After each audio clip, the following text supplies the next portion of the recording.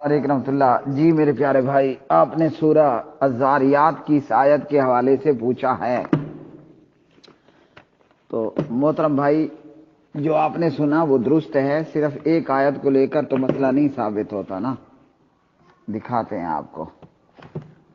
اب آپ نے اس آیت کے متعلق پوچھا فما وجدنا فیہا غیر بیت من المسلمین، اس سے پہلے میں آپ کو لے کر چلتا ہوں سورہ ہود میں۔ یہ سورہ ہود میں ہم آ گئے ہیں، پارہ نمبر ہے 12، اور اس کی آیت کیا ہے؟ آیت نمبر 81 ہے۔ اعوذ باللہ من الشیطان الرجیم۔ قالوا یا لوط انا رسل ربک لن یصلوا الیک فاسر باہلک بقطع من اللیل ولا یلتفت منکم احد الا امرأتک انہ مصیبها ما اصابہم ان موعدہم الصبح الیس الصبح بقریب۔ یہ ہے عذاب کے آنے سے پہلے کا ایک ہلکا سا حلیہ، ایک کلپ۔ تو ویڈیو کے آگے پیچھے کے کلپ، جب بندہ ہر کلپ کو اپنی جگہ پر جوڑتا ہے پھر مسئلہ پوری طرح سمجھ آتا ہے۔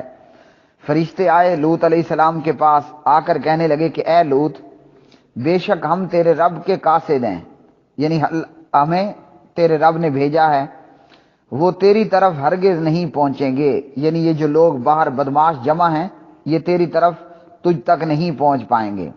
اب تو نے کیا کرنا ہے؟ چنانچہ آپ اپنے گھر والوں کو رات کے کسی حصے میں لے کر چل پڑو۔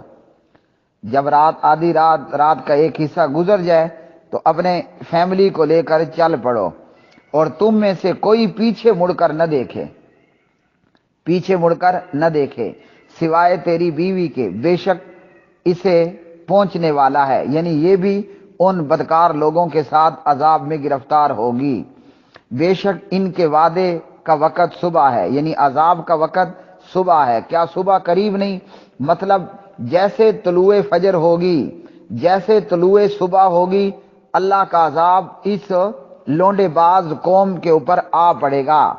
اور یہاں اس آیت سے مجھے پتہ چلا، سبحان اللہ، اس آیت کے تحت میرے دماغ میں آیا، ہمارے پیارے نبی جناب حضور نبی کریم صلی اللہ علیہ وسلم بھی صبح صبح کافروں کی بستیوں پر حملہ کرتے، اور بعض احادیث کے اندر یوم الخمیس بھی ہوتا، جمعرات کے دن فجر کے وقت نبی علیہ السلام اٹیک کر دیا کرتے تھے۔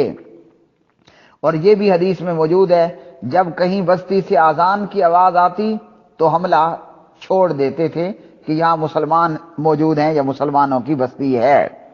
بہرحال لوط علیہ السلام کی قوم کو ہلاک کرنے کا وقت اللہ نے کیا رکھا؟ صبح کا وقت، طلوع صبح کے ساتھ ہی اللہ تعالیٰ کا عذاب ان پر آیا۔ اب پیغمبر لوط علیہ السلام نے کیا کیا؟ وہ فجر سے پہلے رات کا ایک حصہ گزرنے کے بعد حضرت لوط علیہ السلام اپنی فیملی کو لے کر نکل پڑے، اور سوائے ان کی بیوی کے باقی سارے لوگ جو لوط علیہ السلام کی فیملی میں تھے وہ بچ گئے، بیوی بھی لونڈے باز قوم کے ساتھ پتھروں کے عذاب میں گرفتار ہوئی۔ پھر آگے کی آیات کے اندر ہیں، اللہ نے اس بستی کے اوپر والے حصے کو نیچے کر دیا وغیرہ، اور اسی طرح نیچے والے کو اوپر کر دیا، اور ان پر اللہ نے تہ بتہ پتھر برسائے اور جو کہ نشان زدہ تھے وغیرہ وغیرہ۔ اب یہاں ہو گیا یہ مسئلہ۔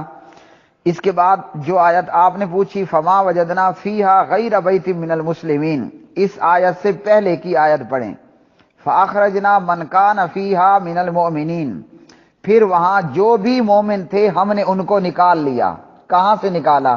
لوط علیہ السلام کی بستی میں جو ایمان والے تھے اللہ نے ان کو نکال لیا، اور بقیوں پر اللہ کا عذاب آیا۔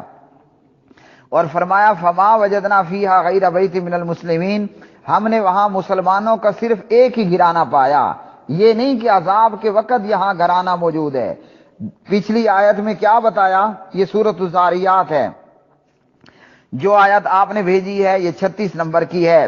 35 نمبر کی آیت میں اللہ تعالیٰ فرماتے ہیں اس عذاب کا شکار ہونے والی بستی میں جو مومن تھے ہم نے انہیں نکال لیا۔